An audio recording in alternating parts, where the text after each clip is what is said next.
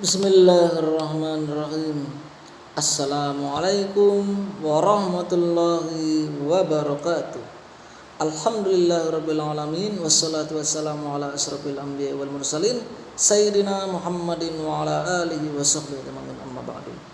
Alhamdulillah, segala puji bagi Allah yang telah memberikan kita begitu banyak macam nikmat sehingga pada hari ini kita masih bisa melaksanakan salah satu kewajiban kita sebagai umat Islam, yaitu menuntut ilmu. Karena salah satu kewajiban kita sebagai umat Islam itu adalah mencari ilmu sebanyak-banyaknya. Kenapa kita dianjurkan untuk mencari ilmu? Supaya kita tidak menjadi orang yang bodoh. Kalau kita menjadi orang bodoh, maka gampang kita akan ditipu oleh orang lain. Oleh karena itu, sebaik-baik di antara kita itu adalah yang membedakan kita di antara kita sebagai umat manusia itu adalah takwa.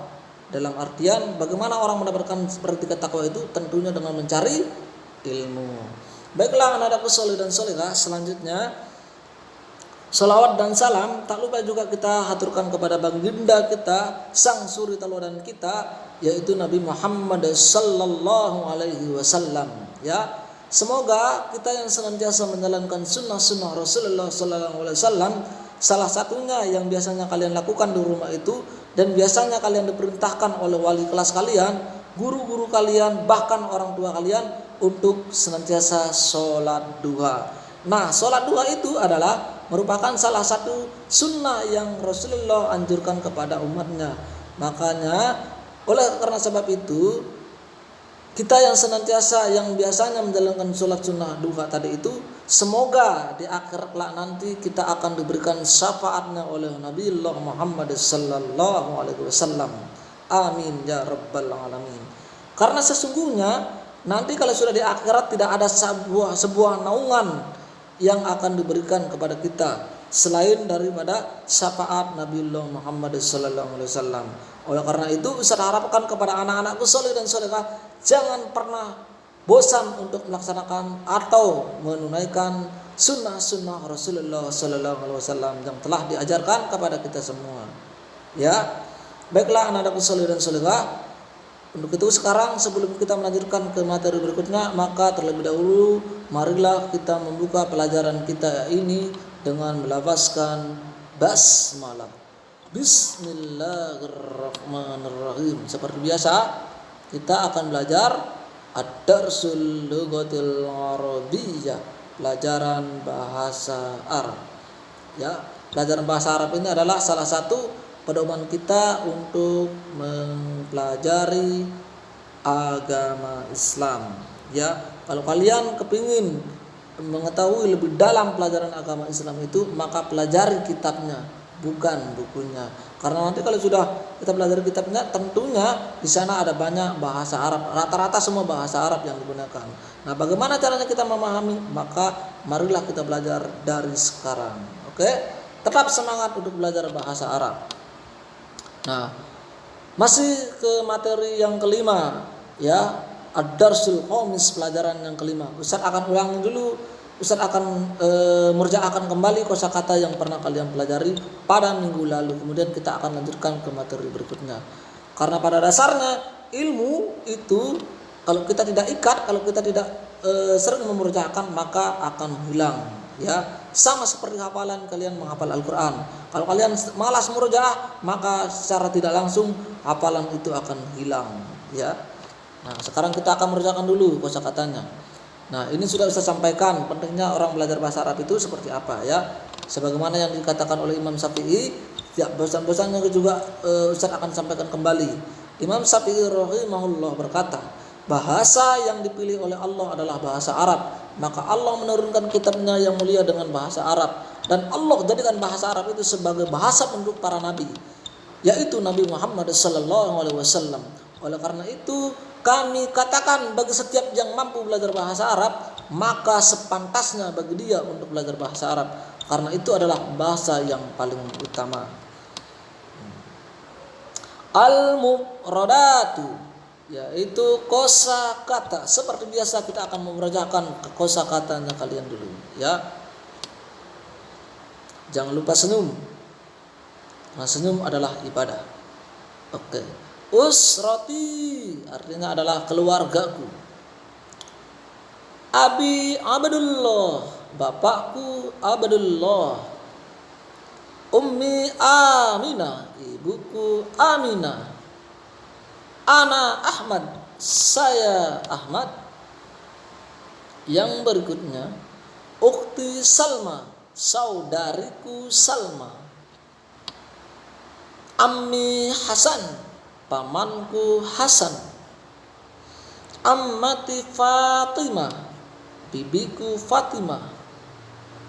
Jaddi Ibrahim, kakekku Ibrahim. Jaddati Khadijah, nenekku Khadijah. Itulah kosakata yang harus kita ketahui di pelajaran yang kelima tentang usra atau keluarga. Yang berikutnya adalah at-tamrinat. At-tamrinat artinya adalah latihan. Nah, sekarang kita akan mencoba latihan ya. Nah, kita akan mencoba latihannya. Ini latihannya. Ya, nanti kalian bisa lihat bukunya di halaman 80 sampai 81. Ingat tugas kalian yang ini, halaman 80 sampai dengan 81. Jadi tugas kalian adalah menambah kata-kata percakapan yang ada di halaman 80 sampai dengan 81. Dalam artian kalian disuruh untuk melengkapi percakapannya. Contoh misalkan lihat nomor 1 yang paling atas. Unzuria nutoh itu artinya adalah titik-titik ya. Unzuria titik. Nah, siapa yang dia tunjuk? Nah, pada minggu lalu Ustaz sudah sampaikan, Ustaz sudah artikan bahkan ya. Nanti dilihat di halaman yang sebelumnya, yang sebelum halaman 80 dengan 81. Nah, tugas kalian ini nanti kalian foto kemudian kirim ke WA pribadinya Ustaz ya. Ini sebagai nilai tugas kalian. Ya, selain daripada nilai kehadiran kalian, ini juga merupakan nilai tugas kalian. Ustaz ulangi, ini sebagai nilai tugas kalian. Ustaz harapkan kirim di WA pribadinya Ustaz, tidak boleh ada yang kirim di grup. Ustaz sering sampaikan ya nak, tidak boleh ada yang kirim di grup. Karena Ustaz khawatir jangan sampai nanti ketika kalian kirim di grup ada teman kalian cuma ambil foto tugasnya kalian, atau bisa jadi cuma bisa lihat jawabannya kalian ya, jadi kalian sendiri yang rugi ya. Makanya Ustaz harapkan dikirim ke WA pribadinya Ustaz ya, di Japri Ustaz. Kalau bukan lewat WA bisa juga lewat Telegram atau Videogram. Oke? Ya. Oke, sekarang kita lanjut. Nah, kita lanjut pelajarannya ini. Nah, sekarang Ustaz akan sedikit menjelaskan tentang sebuah pertanyaan untuk menanyakan nama kepada teman kita ya.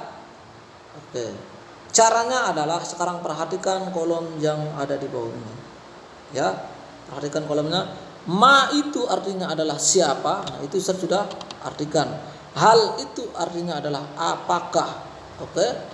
Ismuka artinya adalah namamu. Ismuki artinya adalah namamu juga tapi dalam bentuk perempuan. Ismuhu artinya adalah namanya dalam bentuk laki-laki. Ismuha artinya adalah namanya dalam bentuk perempuan ya. Oke, sekarang kita akan coba. Kita sambung ma dengan ismuka. Jadi ketika kita tanya nama teman kita, maka beginilah caranya. Dengarkan baik-baik. Mas muka, jika teman kita itu laki-laki maka cara bertanyanya adalah mas muka, siapa namamu? Maka temannya menjawab ismi Ahmad. Contoh misalkan Ustaz sendiri, ketika kalian tanya kepada Ustaz, mas muka ya Ustaz jawab ismi Arif, nama saya Arif. Oke. Selanjutnya mas muki di kolom yang kedua ya nak, diperhatikan. Mas muki artinya siapa namamu, perempuan. Jadi ini dalam bentuk perempuan. Kalau ada teman kita perempuan kemudian kita mau tanyakan namanya, maka harus menggunakan mas muki ya, artinya adalah siapa namamu wahai perempuan. Ismi Salma, nama saya Salma. Berikutnya masmuhu, siapa namanya. Jadi kita ngobrol dengan teman kita berdua misalkan, kemudian kita mau tanya teman kita itu siapa namanya, kita tunjuk itu orangnya, siapa sih namanya itu. Nah, misalkan kan berarti kita menggunakan kata-kata masmuhu, siapa namanya, tapi dia dalam bentuk laki-laki. Misalkan kita ngobrol berdua sama teman kita, kemudian tiba-tiba ada teman kita yang laki-laki datang, kemudian kita belum tahu namanya, kemudian kita tanyakan kepada teman kita yang sementara kita teman ngobrol itu, maka caranya adalah masmu, ya. Masmu, siapa namanya? Ismu Hasan, namanya Hasan. Begitu juga yang di bawahnya di kolom yang keempat. Masmuha, siapa namanya dalam bentuk perempuan. Jika itu dia perempuan, maka cara bertanyanya adalah masmuha, siapa namanya? Ismuha Amina, namanya adalah Amina. Oke, sekarang di kolom yang kedua yang di bawahnya, ya. Nah, yang di bawah ini adalah hal. Ya, hal ini artinya adalah apakah. Sama juga, dia masih dalam bentuk pertanyaan. Jadi ketika kita mau menanyakan kata-kata apakah dalam bahasa Arab itu, maka kita bisa menggunakan dengan kata hal atau apakah. Nah, sekarang kita coba kita gabungkan, ya. Kolom pertama yang di kolom kedua ini yang di bawah. Hal hada ammuka, apakah ini amun. Nah, apa artinya? Masih ingat kan? Ammi. Nah, ada ammi, ada ammati. Ingat-ingat itu kosakata yang Ustaz sudah bacakan tadi. Hal hada ammuka, apakah ini pamanmu, au ammuki, atau bibimu. Jika benar itu adalah paman, maka cara jawabnya adalah na'am hadza ammi. Oke?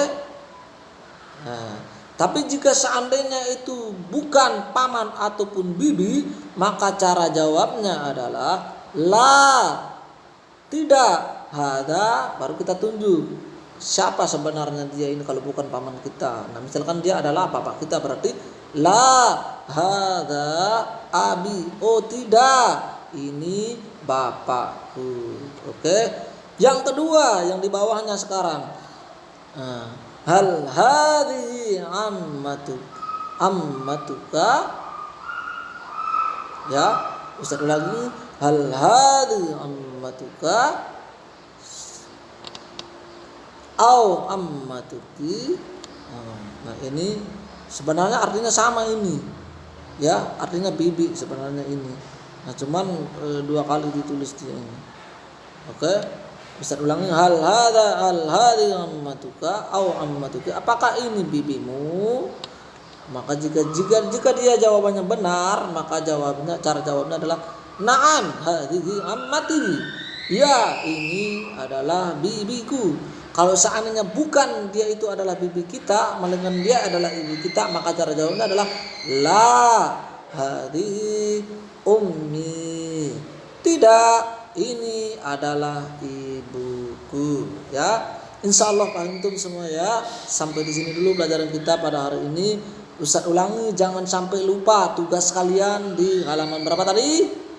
Ya, halaman 80 dengan halaman 81. Tugas kalian itu nanti kalian kirim ke Ustaz melalui WA pribadinya Ustaz, tidak boleh ada yang kirim di grup.